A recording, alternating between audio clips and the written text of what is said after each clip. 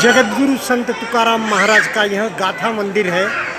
इसमें से मैं आपको बाहर जो साधकों के लिए धर्मशाला है, साधक निवास है, उनका दर्शन करा रहा हूँ। एक ज्ञानदीप भक्त निवास है और ये दूसरा समर्थ रामदास स्वामी साधक निवास है, जो भक्तों के लिए, जो भी विजिटर्स यहाँ आते हैं, दर्शनार्थी यहाँ आते हैं, उनके लिए रहने की यहाँ एक उत्तम सुविधा।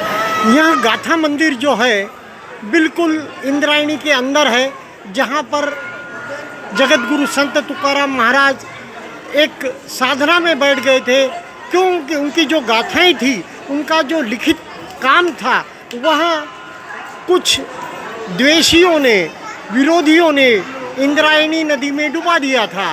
तो संत तुकाराम महाराज इंद्रायणी के तीर पर बैठ गए और उन्होंने जब तक 13 दिन तक अनशन साधना की, और जब 13 दिन में कहते हैं इंद्रायणी माता नदी स्वयं प्रसन्न हो गई और उसने उनकी जो भी लिखित कार्य था, जिसे गाथा कहते हैं, जो उपदेश उन्होंने दिया था, विट्ठल नाम का जो उन्होंने संकीर्तन लोगों के लिए बनाया था, वह उसमें डुबो दिया गया था, वह ऊपर आ गया।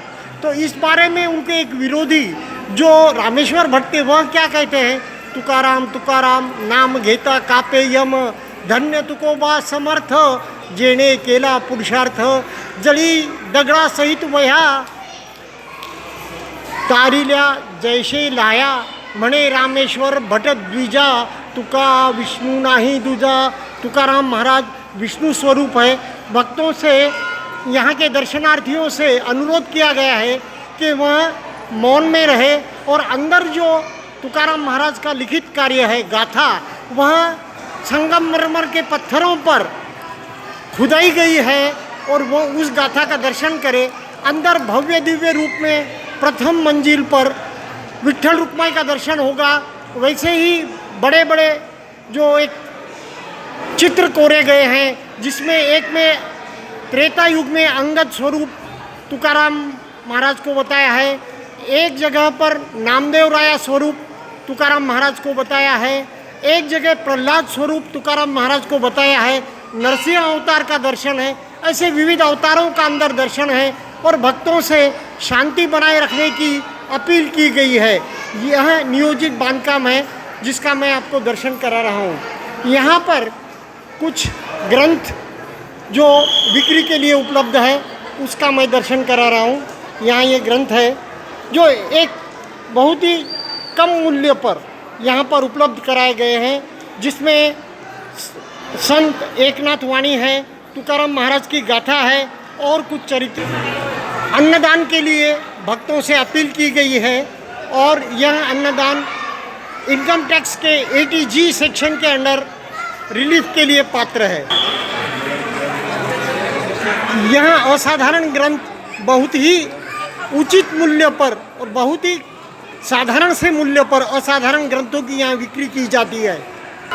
सामने ही भव्य दिव्य रूप में जगतगुरु संत तुकाराम महाराज विराजे हैं और यह भक्तगण यहाँ पर बैठकर शांति का अनुभव कर रहे हैं। और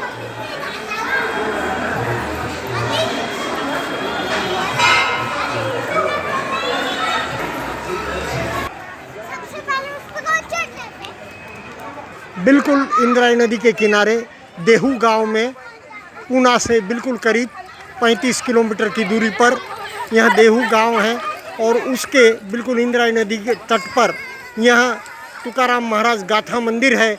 इसका अवश्य दर्शन लाभ लेना चाहिए। 2 मंजिला मंदिर है जिसका भक्तगण दर्शन करके आज वापस पूना की ओर प्रस्थान कर रहे हैं।